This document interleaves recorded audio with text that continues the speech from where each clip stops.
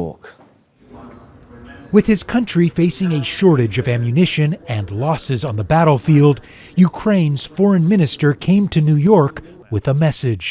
Those who say that Ukraine just needs to negotiate with Russia and end the war are either ill-informed or never followed what happened between 2014 and 2022. During that 8 years, Ukraine and Russia held approximately 200 rounds of peace negotiations in various formats and made 20 ceasefire agreements. All of these peace efforts ended 2 years ago. At the United Nations on Friday, it was all about Ukraine and its allies pushing the conflict back to the top of the global agenda and again calling out Russia.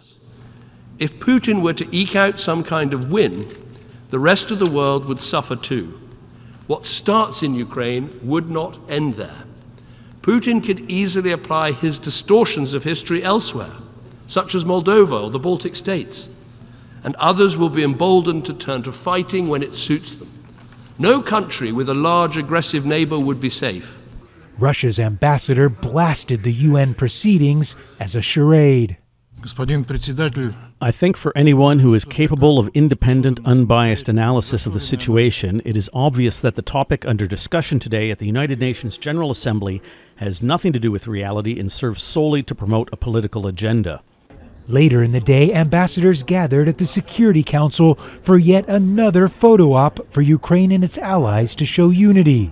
Inside the council, the Secretary General reminded diplomats of the human toll of the war.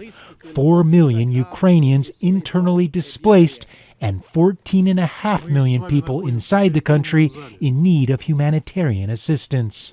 2 years on, and a decade since Russia's attempted illegal annexation of Ukraine's autonomous Republic of Crimea and the city of Sevastopol, the war in Ukraine remains an open wound at the heart of Europe.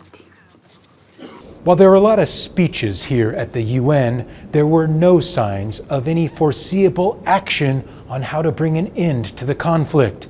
A diplomatic breakthrough seems as far away today as it was 2 years ago. Gabriel Elizondo, Al Jazeera, at the United Nations in New York.